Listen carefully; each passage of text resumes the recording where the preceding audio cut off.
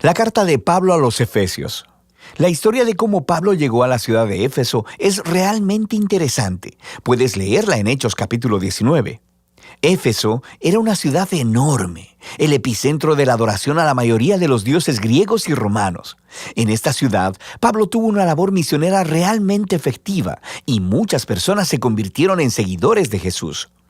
Años más tarde, después de haber sido aprisionado por los romanos, Pablo escribió esta carta. El flujo de pensamiento en la carta se divide en dos mitades muy claras. En la primera mitad, Pablo explora la historia del Evangelio, cómo toda esta historia llega a su clímax en Jesús y en la creación de su comunidad multiétnica de seguidores. La segunda mitad de esta carta se enlaza con la primera con la palabra pues, y aquí Pablo explora cómo la narrativa del Evangelio debe afectar cada parte de nuestras vidas a nivel personal, en nuestros vecindarios, comunidades y familias. Así que profundicemos para ver cómo Pablo desarrolla todos estos temas.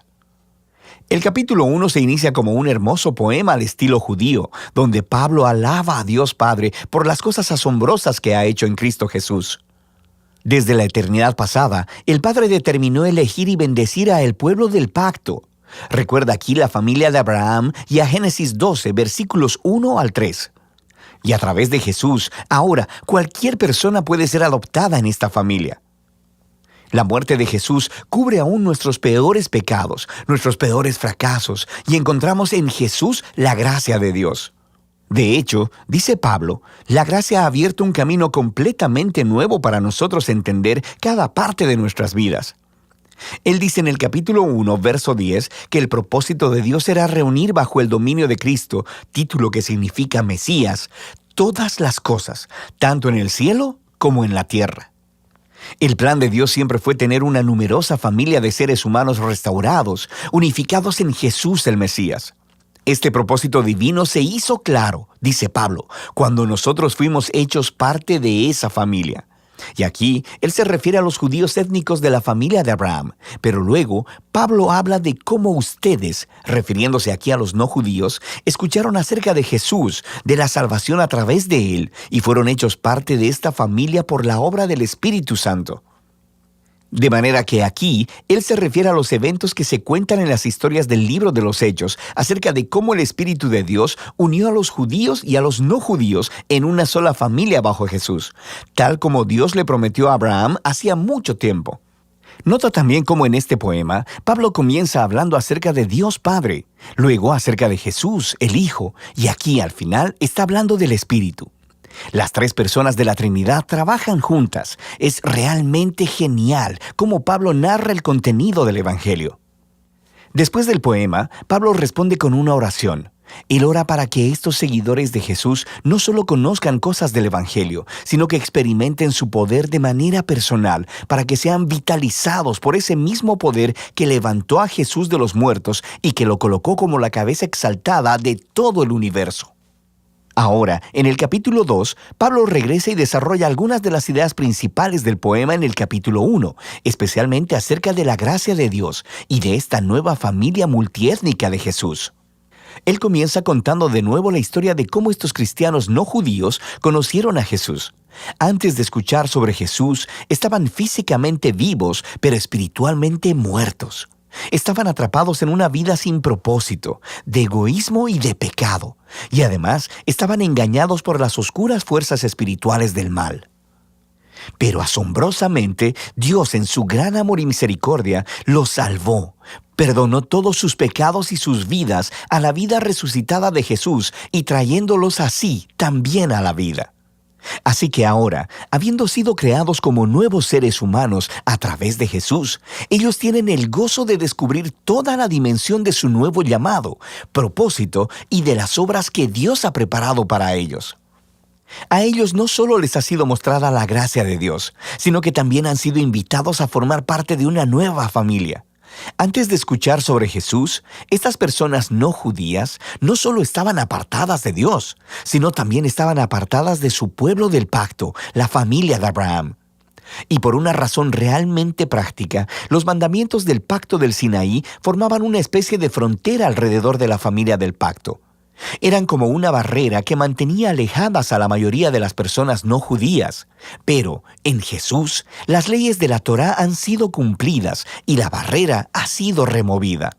Los dos grupos étnicos se han convertido, como dice Pablo, en una nueva humanidad unificada y que pueden vivir juntos y en paz.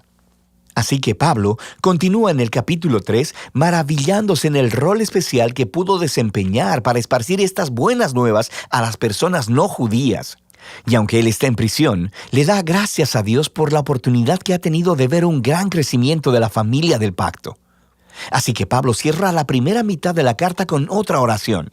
Esta vez, él ora para que los seguidores de Jesús sean fortalecidos por el Espíritu de Dios para simplemente comprender y conocer el amor que Cristo tiene por su pueblo.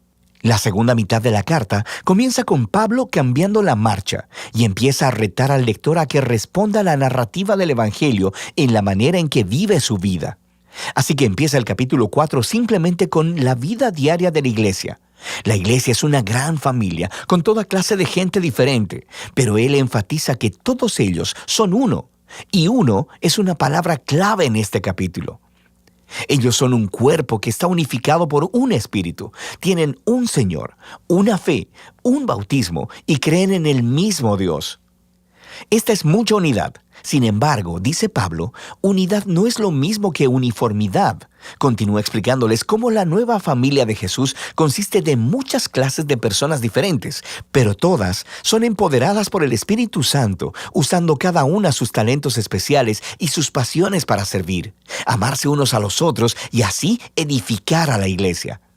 Y aquí, él usa dos metáforas realmente geniales. Una es la de edificar la iglesia como a un nuevo templo, y la segunda, que todos los miembros se están convirtiendo en una nueva humanidad con Jesús como su cabeza. Y esta nueva humanidad es una metáfora que él seguirá desarrollando en los siguientes capítulos. Pablo reta a cada cristiano a despojarse de su vieja humanidad, como si fuera una ropa vieja, y vestirse de la nueva humanidad en la cual la imagen de Dios está siendo restaurada. Y luego, él continúa con una larga sección donde compara la nueva y la vieja humanidad. Así que, en lugar de mentir, los nuevos humanos dicen la verdad. En lugar de guardar el enojo, resuelven pacíficamente sus conflictos. En lugar de robar, los nuevos humanos son generosos. En lugar de chismear, animan a otros con sus palabras. En lugar de vengarse, los nuevos humanos perdonan. En lugar de satisfacer todo impulso sexual, los nuevos humanos cultivan el dominio propio de sus deseos corporales. En lugar de emborracharse, los nuevos humanos están bajo la influencia del Espíritu de Dios, y Pablo describe de 4 maneras diferentes cómo luce esta influencia. Las primeras 2 tienen que ver con el canto, cantar juntos y también cantar a solas. Y es muy interesante que lo primero que Pablo piensa acerca de cómo trabaja el Espíritu en las vidas del pueblo de Jesús es el canto y la música. La tercera señal de la influencia del Espíritu es estar agradecido en todo. Y la cuarta es que el Espíritu obligará a los seguidores de Jesús a ponerse por debajo de los demás y a considerar a los demás como más importantes que ellos mismos. Y Pablo desarrolla este cuarto punto, mostrando cómo funciona en el matrimonio cristiano. Tienes a una esposa que sigue a Jesús. Ella es llamada a respetar a su esposo y a permitir que él se haga responsable de ella. Y el esposo es llamado a amar a su esposa y a usar su responsabilidad para someter su agenda egoísta y priorizar el bienestar de su esposa por encima del suyo. Y Pablo dice que esta clase de matrimonio está representando la narrativa del Evangelio. Las acciones del esposo imitan a Jesús, su amor y autosacrificio. Las acciones de la esposa imitan a la iglesia, quien permite que Jesús la ame y la renueve. Luego, Pablo aplica la misma idea entre los hijos y los padres, y también entre los esclavos y amos. Pablo cierra la carta recordándoles a estos cristianos sobre lo real que es la maldad espiritual. Estos son seres y fuerzas que tratarán de socavar la unidad del pueblo de Jesús y dañar su nueva humanidad. Así que Pablo los reta a permanecer firmes y a vestirse de una armadura metafórica, la cual él describe en detalle.